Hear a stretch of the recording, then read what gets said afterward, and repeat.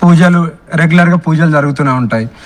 పూజలు చేసుకుంటూ హ్యాపీగా ఆనందంగా కష్టమని వచ్చిన వాళ్ళకు నాతో ఎంతైతే అంతవరకు తీర్చుకుంటూ పుణ్యం సంపాదించుకుంటూ వెళ్ళడం అంతే.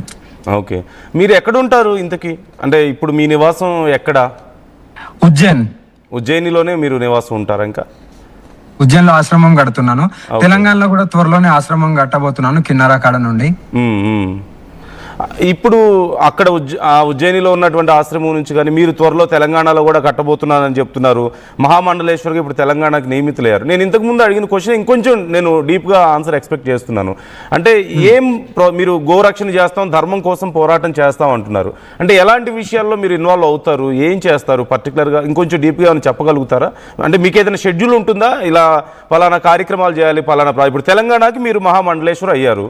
సో తెలంగాణలో ఏదైనా పలానా పర్టికులర్ డేస్లో పలానా గొప్ప గొప్ప రోజులు ఉంటాయి కదా, పవిత్రమైన రోజులు, అలాంటి రోజులు ఇలాంటి పూజలు చేయాలి, ఇలాంటి కార్యక్రమాలు ఉండాలి, లేదంటే ఇలాంటి విషయాల్లో పోరాటం చేయాలి, ఇలా ఏదైనా ఉంటుందా? స్పెసిఫిక్గా దారి ఉంటుందా?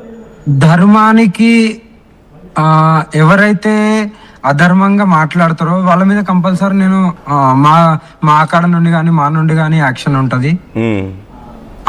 మొత్తం అకాడే నిలబడుతుంది.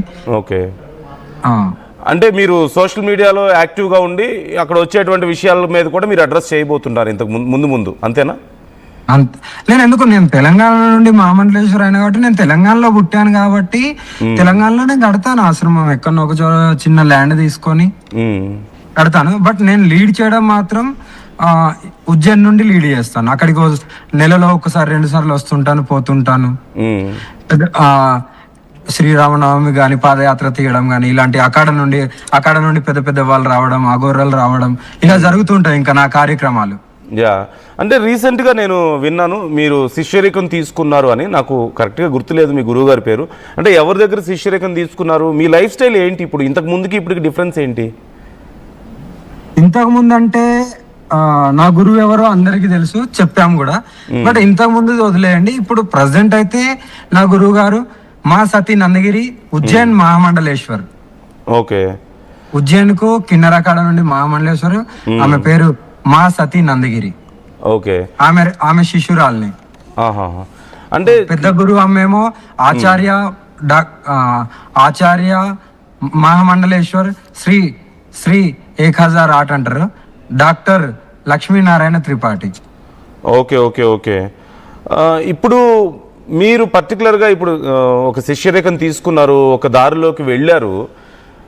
మీ జీవన శైలి ఎలా ఉంటుంది? ఏం చేస్తుంటారు? ఒక డే అంతా మీరు ఏం చేస్తుంటారు జనరల్గా? డే అంతా చూపియాలి. ఇప్పుడు ఎక్కడ ఉన్నాను? ప్లీజ్. యా డెఫినెట్లీగా నేను చూపిస్తాను.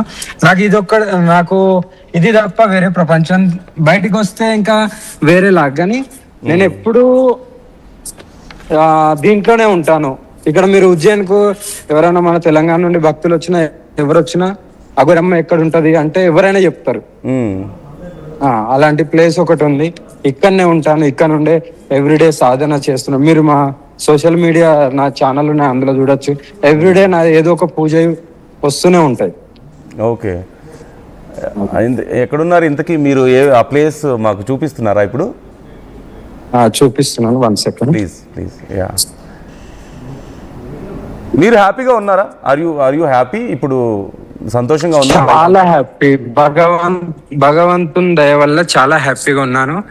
దీన్ని చక్రతీర్థ సంస్థాన్ ఉజ్జయిన్ అంటారు. ఓకే, ఉజ్జయిన్ చక్రతీర్థ సంస్థాన్.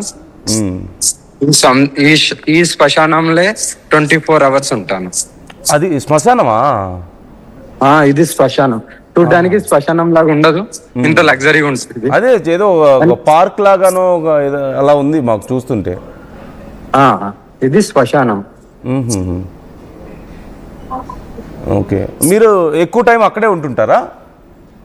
ఎక్కువ టైం ఉజ్జయిన్ చక్రతీర్థ శ్మశానంలోనే ఉంటాను.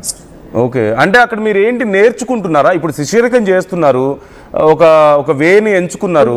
మీరు శిష్యరికం అంటే ఏం చేస్తారు? మీకు ఏమి నేర్పిస్తారు?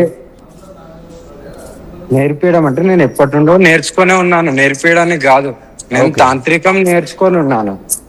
ఓకే, తాంత్రికంలో నేను నేర్చుకొని ఉన్నాను కాబట్టి ఇన్ని రోజులు నా జీవనం కొనసాగింది.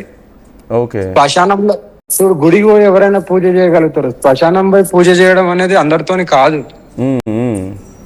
అందరితోని కాదు. ఇన్ని సంవత్సరాల నుండి ఇంత ఏ అడ్డంకి వచ్చినా కూడా ఎక్కడ కూడా మేము పూజలు కూడా ఆపలేదు ఇప్పటి వరకు. ఏం పూజలు చేస్తుంటారు అక్కడ శ్మశానంలో మీరు?